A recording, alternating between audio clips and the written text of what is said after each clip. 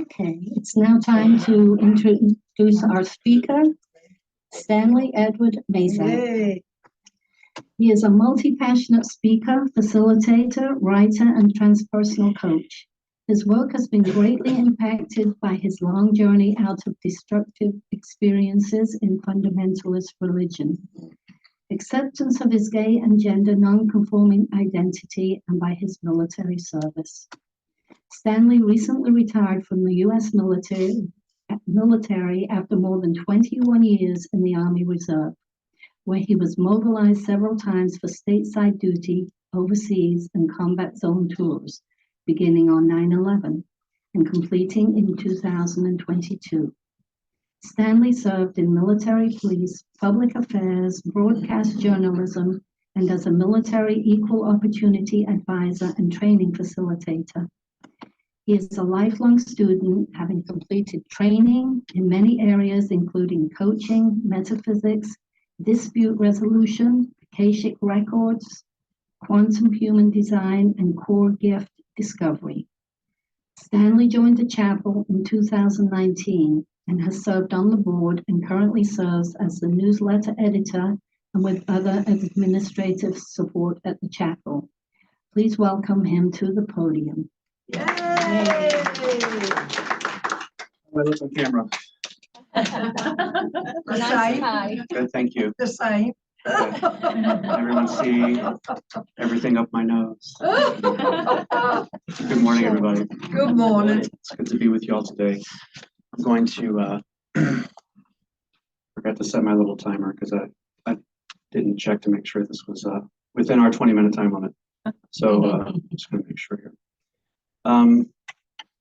It's been a very busy week. Sure, if you've been here, you were here last Sunday, you've read the newsletter, you've read a special newsletter, you've heard from Elizabeth this morning with Reverend Seeley's passing last week unexpectedly. The chapel's navigating a lot right now. And part of it has brought to mind for me the importance of honoring what is and making sure that as we move forward, as we progress through life, that we're taking time to honor where we've been before we try to charge forward into the future. How we talk about things matters. How we describe our lives, how we describe people that we interact with, how we talk about our relationships with people and places and things all matter. As people who are engaged in metaphysical learning, we understand that we speak our world into existence around us. Every word that we say has energetic weight and has the ability to call in what we're speaking or to repel. It all has powerful impact. The things that we say can build people up or they can constrict. They can help us expand or they can contract us. And for me, part of understanding which direction my words are taking is to ask that question. Am I seeing my past in the light of not only what I know now, but in the light of what I knew then? Or am I judging my past based on all the information I have now, but didn't have at that time? Am I truly honoring all that I experienced in that place in my life for exactly where I was and what I knew and what I was bringing at that time? Or am I from my place of present being in life, knowing more, having grown more, having become more wise, looking back and judging what I didn't know at that time? So there's this powerful capacity to make sure that we're practicing self-compassion in the ways that we describe our own lives. And if we allow that to anchor in, we can take a step back and also allow that to practice even deeper compassion for the people and places and things around us. Several years ago, I bought a book. Let me preface this with, in that left brain, right brain conversation, I'm pretty squarely right brain. Not super organized in a lot of ways, a little bit messy, Try to present myself as put together to the public, but don't look in my closet, right? So there's some things happening there. But so suffice that to say, several years ago, I bought this book by Marie Kondo called The Life-Changing Art of Tidying Up. Has anybody heard of that book? She's also got a Netflix series. She's a professional organizer, and she would go into people's extremely cluttered homes, some like hoarder adjacent, which is fine, no judgment, and help them tidy up and help them make decisions about what they should keep and what they should get away. And one of the things that she taught was that you should hold on to an object and really experience its energy and ask yourself, does this bring me joy?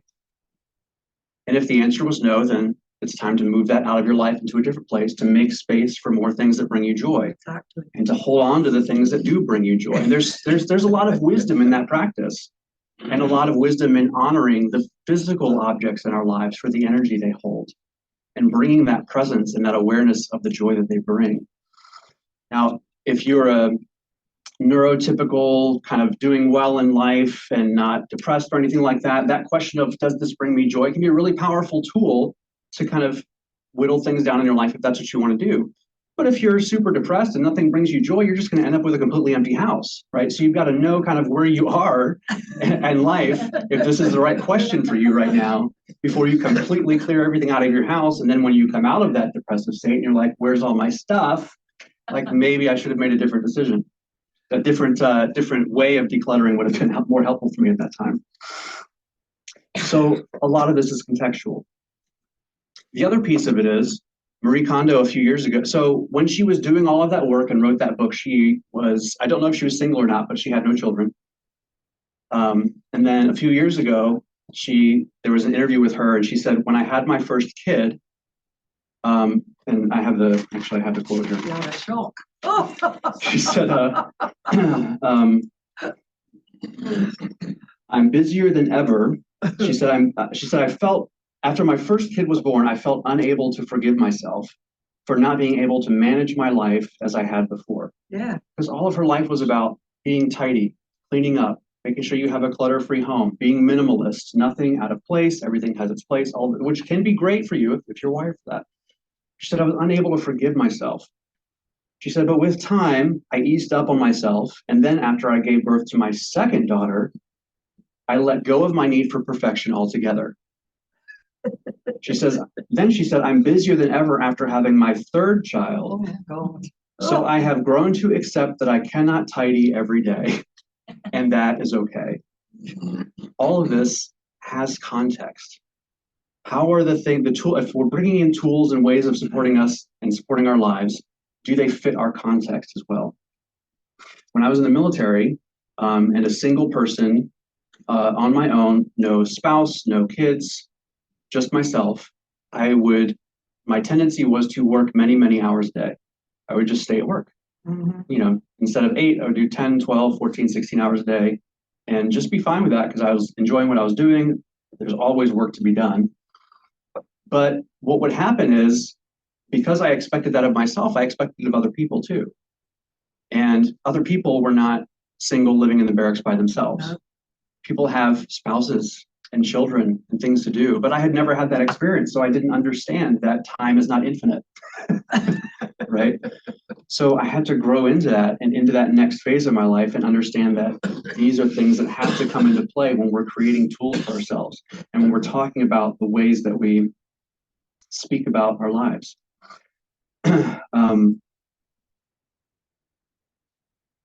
So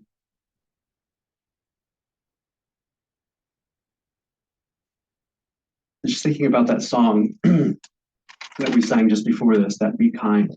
Mm-hmm. The kindness is such an integral piece.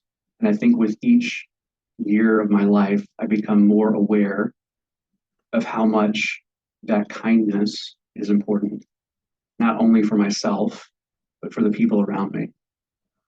And that includes in those moments where I'm catching myself being unkind.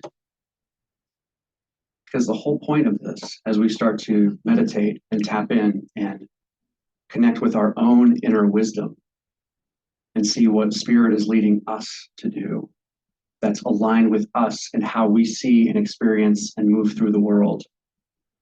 Part of that is the kindness to say, I don't have to judge myself in this moment for catching myself living outside of my values, or being unkind, or thinking a bad thing about somebody, or assuming the worst when I know I want to assume the best. And so if I bring that into that moment and say, I caught myself saying that or thinking that, that's great. Now I want to make sure that I do something active that engages with that energy and says, how am I going to shift this now, but also for the future, so that it becomes to wire in those neural pathways. It starts to become more easy to do that in the moment and moving forward.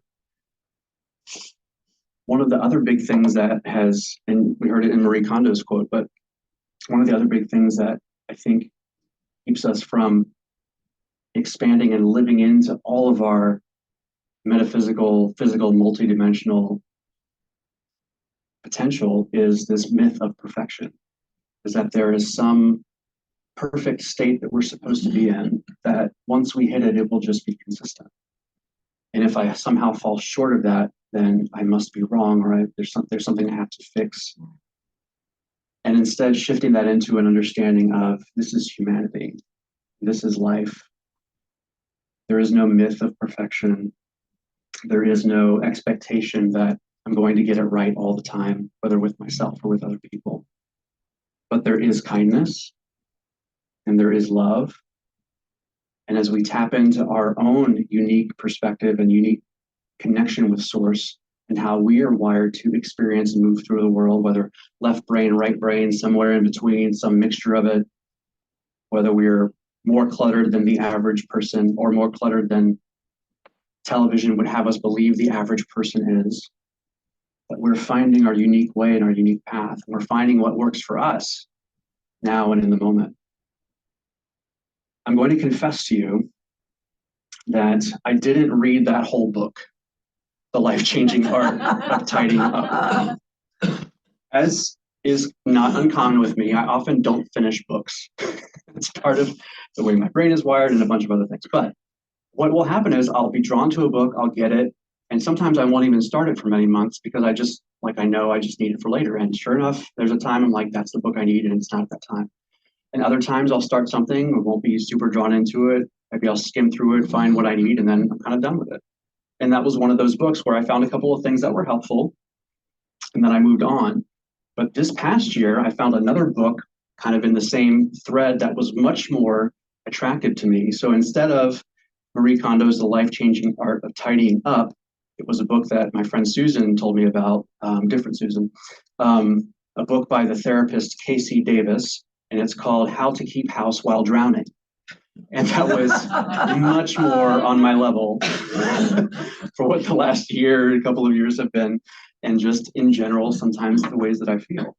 And in there, she speaks directly to, as a therapist, she speaks directly to people who have ADHD or people who have struggled with, being parents to children, or struggle with anxiety, fatigue, depression, all of those things that are natural parts of our life in these lifetimes for a lot of folks. And it's like, that's what I needed. I needed somebody who understood where I was and was speaking to me. So I met them on that wavelength, and that gave me a lot of powerful tools that were actually speaking to me and my journey and my path and where I am now. And to me, that's the same picture as what we have here at the chapel. We're a metaphysical chapel, and we have people who study all of these different brilliant modalities.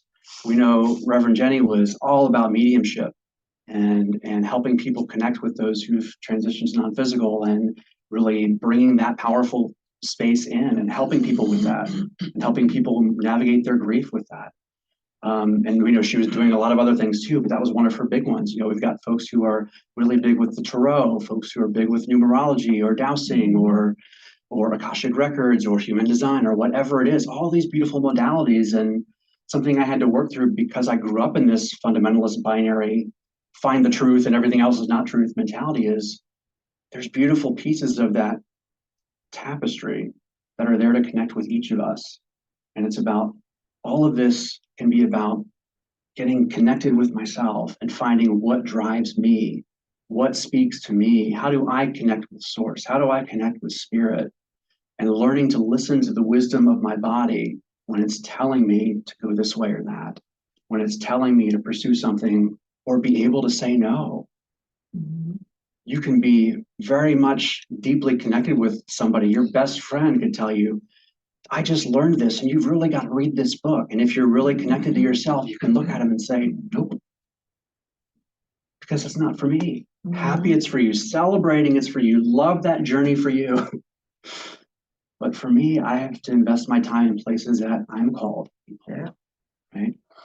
And there's a way to do that where we, again, back to what I started out with, are bringing honor to where you on your path and what's important to you, and honoring where I am and where I'm growing.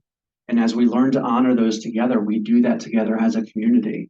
And we can honor where we've come from, we can honor where we are, and we can honor the vision that's ready to come in for where we're going and our next steps. Because context always matters. The decisions we make today would not have helped us 10 years ago, and vice versa. So we have to bring ourselves into our full context and the full wisdom of our unique bodies and souls and hearts and minds, and honor the power that we have inside of us to do that and to connect with that divine inspiration, and to connect with the part of the inspiration that has to do with divine timing, because something might be right for us, but not yet. And something might be right for us now that's not going to be right for us a year from now. So learning to lean into that flow and develop our skills when we do psychic development, when we do meditation, when we incorporate these things into our lives, hopefully the goal is always to honor everybody who's participating, but to allow spirit to move us and to help us get back into our own bodies and beings so that we can learn to trust the wisdom of our own bodies. And as we do that, from that space of connectedness, from that space of being tapped in, from a place of honor and dignity and respect for everybody involved, trusting our own wisdom, we can then really, really, really come together as a powerful community where we're each bringing the fullness of all of our gifts without any fear that we're going to override other people, or fear that, your way is going to be different from my way. Just understanding that it all can come together really beautifully when we have that connection, and we're committed to helping others have that connection and bring that brilliance in the community. One thing that I really appreciated about Jenny's service yesterday and the reception afterward and everything was just so many people got up and talked about how they learned so much about her just in the last week that they just didn't know. People from all areas of her life, people from, whether they're from different churches or family members, just saying, I didn't realize all of this other stuff about Aunt Jenny or Grandma or Mom or Jenny or whatever they called her. And part of that is so beautiful to see that we can, two things, we can touch all these different people in all our different lives, and they may never meet or may meet at the conclusion, right? But also when we allow ourselves to build that community and have that conversation, our reach can go far and wide and call people in a way that we don't even realize is happening at the time. And so my hope for the chapel as we continue to grow as a church and a community is that we really deepen into that community and deepen into those opportunities to connect at that personal level, beyond chapel services, beyond meetings. Just say, how can I be supportive in your life today, this week? How can I get to know you in a way that I haven't known you before? How can I get to know you in a way beyond the context that I know you in? We can find some good questions to ask. Tell me something new about your life. Tell me something I don't know about you. What would I be surprised to know about you? Tell me something that a lot of people don't know about you. Finding those ways beyond the networking questions of, so what do you do? Or what did you do? It's beyond that. It's what lights you up. What are you excited about? Finding those ways to connect, because that community is what's going to sustain this church and any organization. Really, it's that community. How are we building that and strengthening that for the future as we move forward? So I encourage you to ask some questions of yourself. I like to always close with questions. How can I better love and support myself? How can I create space in my daily or weekly routine to connect with Source in the way that I am uniquely wired to connect with Source, to both speak to and hear from Source? How can I build stronger community with the people in my life? What are some good questions that I can have in my back pocket to just ask people out of the blue and take them off guard a little bit and just see where it goes? Tell me something you've not told a lot of people. What would I be surprised to know about you? And just creating that space to reflect, whether daily, weekly, monthly, quarterly, yearly, whatever you do, just to look back on the year and say, or the time frame and say, what have I done? What have we done as a community? What have I experienced this year that I really love and appreciate? Where did I experience my joy? Where did I experience love?